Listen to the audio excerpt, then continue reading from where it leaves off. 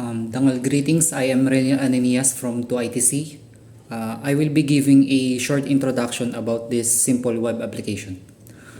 At the interface of the program, there are buttons which has different functions like count all digits, count even digits, count odd digits, and so on. This web application also accepts input from the user in the text field provided that has a label of enter a number and a paragraph element for showing the result. Further explanation about the functions will be explained later by my other groupmates. Dangal's greeting, I'm Faulmino Royette M from 2ITC. There are also 6 buttons that perform different functions on the number you enter in the input field. When you click a button, it will call a function written in the JavaScript to perform the operation. The first button, count all digits, count the total number of digits in the input number. The second button, clears the input field. The third and fourth button, count the number of even and odd digits in the input number respectively. The fifth button, find the most occurring digits in the input number. The last button allows you to find the specific digit in the input number. That's all.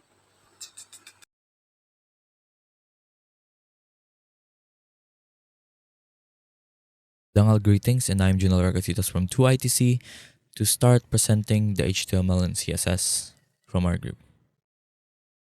The link tag, which has a relationship attribute of style sheet and an href attribute of style.css file, is a link to an external style sheet.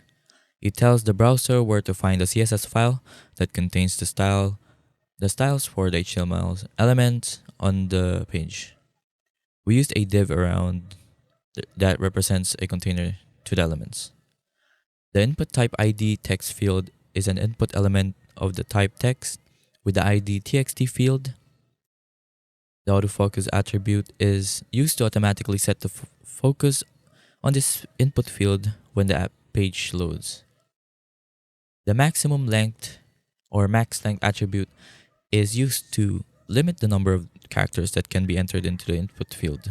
The placeholder attribute provides an instructional text to be displayed in the input field before any value is entered. Dangal greetings, my name is Jeshua James M. Baronia from 2ITC. The paragraph or P output, this is used to display the output of the operation performed by the JavaScript functions. The ID attribute is used to uniquely identify this paragraph element. In summary, the input field allows the user to enter a number, and the buttons perform mathematical operation on the input number.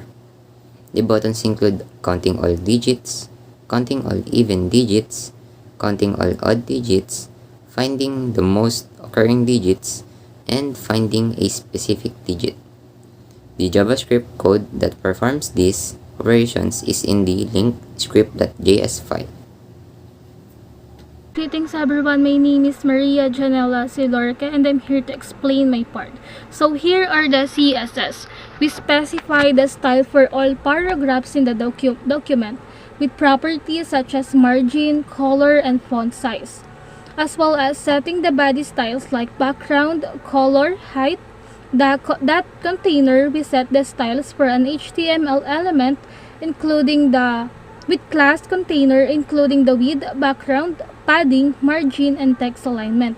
So the button selector sets the styles for all buttons in the document, including background color, padding, margin, border radius, and cursor, font size, and transition durations. So it also specifies a different background color on hover. Dangal greetings, my name is Roland Romo, and today we're gonna explain about the functionality of this project. So, let's try out to see if all the conditions are working in the application. The conditions are: number 1, count all the even digits. Number 2, count all the odd digits. Number 3, the most occurring digits. It will display all possible most occurring digits within the number. Number 4, find a digit. And show a prompt for asking the digits to find within the number in the text field. Here are some reminders.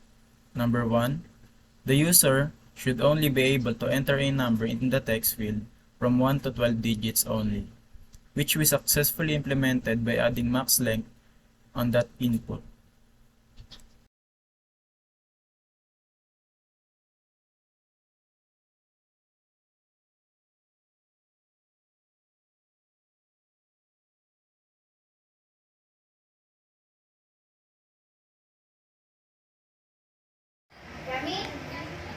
Dangal greetings everyone, I'm Edric Katindig Martinez. So, count all digits.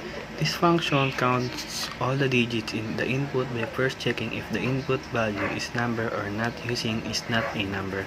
Open and close parentheses. If it's not a number, the function calls show alert message, open and close parentheses. If it is a number, the function converts it to a number using number, open and close parentheses, and gets its length by calling the length property of the resulting string. The function then clears the output using clear output, open and close parentheses. If the number of the digit is greater than 1, it displays the number of all digits.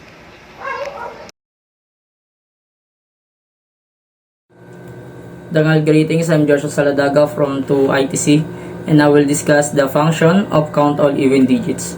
This function counts all even digits in the input by first checking if the input value is a number or not using is none.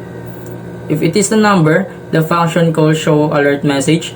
If it is a number, the function loops through each character of the input value using a for loop and checks if the digit is divisible by 2 using the modulus operator. If it is, it increments the counter variable no of even the function, then clears the output using clear output. If no of even is 0, display input doesn't have even numbers in the output using the inner HTML property output.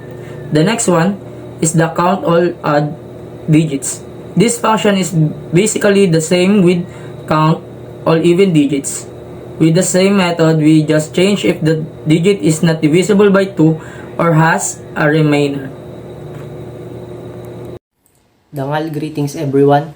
My name is Cariel Soriaga from ITEW2 and I'm here to discuss the function of count most of digits. This function counts the most occurring digits in the input. The function executes a nested loop to compare each digit in the input with every other digit in the input. It uses 3 variables, num of oc, currently occurred, and final most oc. The number of oc keeps track of the number of times the most occurring digits has occurred, and the currently occurred keeps track of how many times the currently digit has occurred. And last, the final most oc is used to store the most occurring digit. The function then clears the output using clear output. It then displays most occurring digits in the output using the inner HTML property of p output. That's all. Thank you. Dangal greetings, my name is Gideon Cura from ITEW2. The last function is find digit function. We use a for loop and a boolean variable to detect if the same digit that came from the prompt is in the number input. Here are the additional functions we use, which we call repeatedly. Show alert message function, which shows an alert when there is an invalid input, and clear output function, which resets the text input and p output. That's all and thank you.